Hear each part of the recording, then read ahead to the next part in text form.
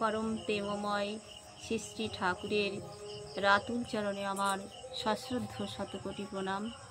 জগজ্জননী শ্রী শ্রী বড়মায়ের রাঙা রাতুল চরণে আমার সশ্রদ্ধ শতকোটি প্রণাম। আপনাদের প্রতি প্রত্যেকের চরণে আমার যথাযোগ্য স্থানে প্রণাম ও জয়গুরু জানিয়ে আজকের আলোচ্য বিষয়, মরিতে চাহি না আমি সুন্দরে ভুবনে। পরম প্রেমময় শ্রী শ্রী ঠাকুরকে আমাদের জীবনে গ্রহণ করে আমরা এই মরণ শব্দের কথা, মরণ কথাটার শব্দ আমরা বুঝতে পেরেছি যে একটা গল্পের মধ্য দিয়ে আমি সেটা বোঝাতে চাইছি আপনাদের কাছে। যুধিষ্ঠির যখন তার 5 ভাই ও দ্রৌপদীকে নিয়ে মহাপ্রস্থানের দিকে যাচ্ছিলেন, সেই সময় বগরূপী ধর্ম তার পথ আগলে ধরে তাকে কয়েকটি জ্ঞানের প্রশ্ন করার জন্য পথ আটকালেন এবং সেই যুধিষ্ঠির দেখে 3টি প্রশ্ন তিনি রাখলেন। প্রথম প্রশ্নটি হচ্ছে, তিনি বলছিলেন কিমাশ্চর্য, অর্থাৎ আশ্চর্য ব্যাপারটি কি? যুধিষ্ঠির কোনো দ্বিধা না করে তার প্রশ্নের সদুত্তর দিলেন। তিনি বললেন, এই পৃথিবীতে আশ্চর্য ব্যাপার হচ্ছে এটাই যে আমাদের চারপাশে মানুষ অহরহ মরছে, তবুও একটা জীবিত মানুষ কিছুতেই ভাবছে না যে কিভাবে আমাদের জীবিত মানুষ কিছুতেই ভাবছে না, মানুষটি কিছুতেই ভাবতে পারছে না সেও একদিন মরবে। আমরা ছোটবেলায়, এবং তিনি এই বগরূপী ধর্ম তার উত্তরে খুশি হয়েছিলেন। আমরা ছোটবেলায় পড়েছিলাম মানুষ মরণশীল। মাইকেল মধুসূদন দত্ত লিখেছিলেন, মরিতে চাহি না আমি এ সুন্দর ভুবনে, জন্মিলে মরিতে হবে অমর কি কথা কবে। কিন্তু সেই কথা যদি আমরা অহরহ ভাবতে থাকি তাহলে আমাদের জগৎ সংসার অচল হয়ে পড়বে। তাই পরম পিতা, পরম প্রেমময় আমার আচার্য প্রিয় পরম, তিনি বললেন, পরের দুর্দশা দেখে, পরের ব্যথা দেখে, পরের মৃত্যু দেখে ভেঙে পড়া, আকুল হওয়া, মৃত্যুর আশঙ্কা করে ভেঙে পড়া, এলিয়ে পড়া, কেঁদে আকুল হওয়া, এসব হচ্ছে দুর্বলতা। যারা শক্তিমান তারা যাই করুক তাদের নজর নিরাকরণের দিকে। তাহলে আমাদের জীবনে আমরা যাই করি না কেন, আমাদের জীবনে নিজেদের শক্তি পেতে গেলে শ্রী ঠাকুর বললেন, বুদ্ধদেবের যা হয়েছিল ওই হচ্ছে সবল হৃদয়ের দৃষ্টান্ত। বুদ্ধদেব রাজা শুদ্ধোধনের পুত্র বুদ্ধদেব একবার সান্ধ্য ভ্রমণে রথে করে বেরিয়েছিলেন এবং তিনি পথে যেতে যেতে দেখলেন পথের ধারে এক জরাগ্রস্ত বৃদ্ধ মৃত্যু যন্ত্রণায় ছটফট করছে। তিনি সেই পথের ধারে সেই বৃদ্ধকে দেখে তার মন অবসন্ন হয়ে পড়ল এবং ভ্রমণ অসমাপ্ত রেখে তিনি বাড়ি ফিরে আসলেন। দ্বিতীয় দিন আবার তিনি সান্ধ্য ভ্রমণে বেরোলেন, দেখলেন এক রোগাগ্রস্ত মানুষ, তিনিও কাতরাচ্ছে পথের ধারে বসে।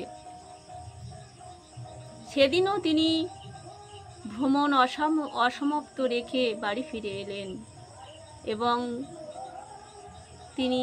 তার মনে বহু প্রশ্ন জাগরিত হলো।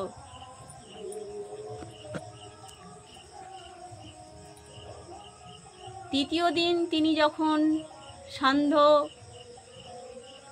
ভ্রমণে বেরোলেন, দেখলেন পথের ধার দিয়ে এক শব দেহ যাচ্ছে। তার মন বিচলিত হলো। তিনি ভাবলেন যে মানুষকে এই সমস্ত ব্যাপার থেকে কিভাবে দূরে রাখা যায়।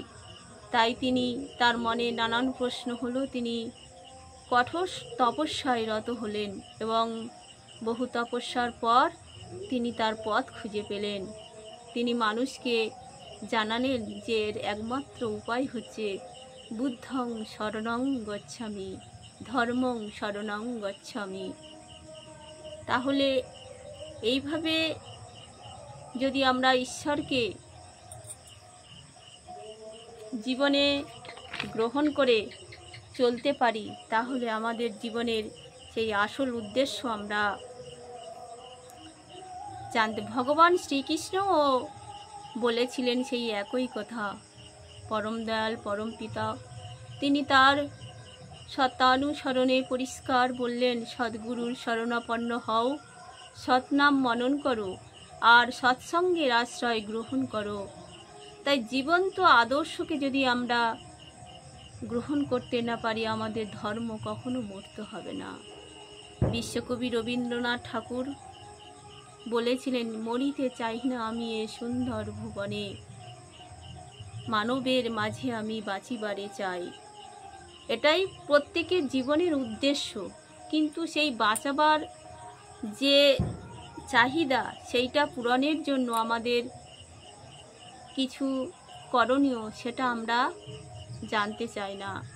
দেখুন, আমরা যদি বলি যে চিকিৎসা ক্ষেত্রে উন্নতির দরকার, আচ্ছা ধরুন চিকিৎসা ক্ষেত্রে খুব উন্নতি হয়েছে, আমি স্বাস্থ্যবিধি মানি না, তাহলে চিকিৎসা ব্যবস্থার উন্নতি হয়ে লাভ কি? আমি যদি স্বাস্থ্যবিধি না মেনে চলি। আমরা জানি প্রত্যেককে স্বাস্থ্যবিধি, কিন্তু আমরা মানি কি? আমরা মানি না। তার জন্যই তো আমাদের এত দুর্দশা। চিকিৎসা বিদ্যা উন্নত হলেও আমরা যদি স্বাস্থ্যবিদ্যা না মানতে পারি, তাহলে আমাদের কিছুই হবে না।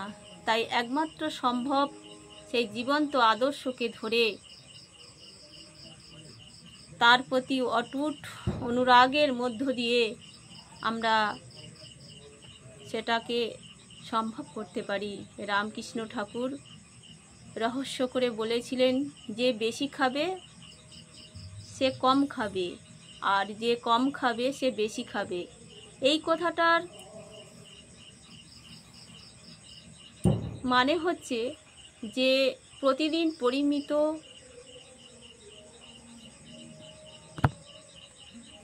পরিমিত আহার করলে তাতে আয়ু বাড়ে, আর অধিক আহারে আয়ু কমে। কিন্তু আমরা পরম মহাপুরুষের সেই কথা সবাই জানি, কিন্তু আমরা মানি কজন? তাই পরম পিতা সেখান থেকেই শুরু করলেন, মরো না মেরো না, পারো তো মৃত্যুকে অবলুপ্ত করো। পরম প্রেমময়ের কাছে এই মরণ কথাটা ছিল খুবই অপছন্দের। একবার কবি হেমচন্দ্র একটি গান রচনা করে পরম প্রেমময় শ্রী শ্রী ঠাকুরের সামনে গাইলেন, তুমি রহিবে জীবনে মরণে। ঠাকুর সেই সঙ্গে সঙ্গে বললেন, দাদা থামুন, ওই জীবনে মরণে, এই মরণে শব্দটাকে বাদ দিয়ে তুমি রহিবে জীবনে জীবনে। তিনি মৃত্যুকে এতই অপছন্দ করতেন, আমরাও করি। বেঁচে থাকার মানেটা আমরা আমাদের জীবনে রপ্ত করতে পারি না। সেখানেই আসে পরম পুরুষের গ্রহণের প্রয়োজনীয়তা। তাই পরম পুরুষকে আমরা জীবনে গ্রহণ করে তার অনুশীলন, অনুশাসন, অনুবাদ যে সমস্ত তিনি আমাদের জীবনে দিয়েছেন, সেইগুলো গভীর অনুশীলনের মধ্য দিয়ে, অটুট অনুরাগের মধ্য দিয়ে, অটুট ভালোবাসার মধ্য দিয়ে, ভক্তির মধ্য দিয়ে আমরা যদি মেনে চলতে পারি, তাহলে আমাদের জীবনটা সঠিক পথে চলতে থাকবে।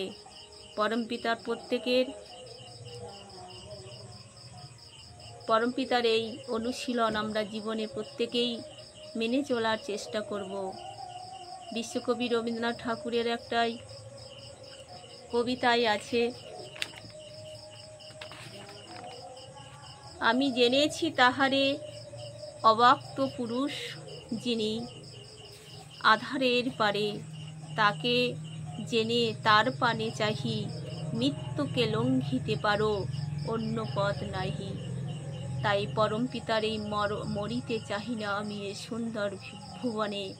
আজকের যে আলোচ্য বিষয় আপনাদের সামনে উপস্থাপন আমি করেছি, এই মানেটা আমরা যদি জীবনে রপ্ত করতে পারি, তাহলে আমাদের প্রত্যেকের জীবনে শান্তি স্বস্তির বার্তা নেমে আসবে। আমরা প্রত্যেকেই শান্তি স্বস্তিতে জীবনযাপন করতে পারব। তাই এই আলোচ্য বিষয় এখানেই আমি শেষ করলাম। পরম পিতা রাতুল চরণে প্রত্যেকের আমার তার চরণে মঙ্গল প্রার্থনা করে আমি এখানেই শেষ করলাম। বন্দে পুরুষোত্তমম।